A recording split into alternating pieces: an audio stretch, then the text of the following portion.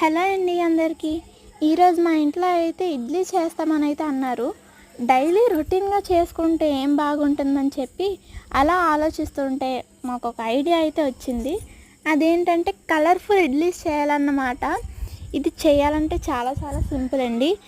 ముందుగా క్యారెట్ని బ్లెండ్ చేసుకుని తర్వాత ఆ జ్యూస్ని ఇడ్లీ బ్యాటర్లోకి యాడ్ చేసుకొని బాగా మిక్స్ చేసుకుంటే మనకు ఆరెంజ్ కలర్ అయితే రెడీ అవుతుంది.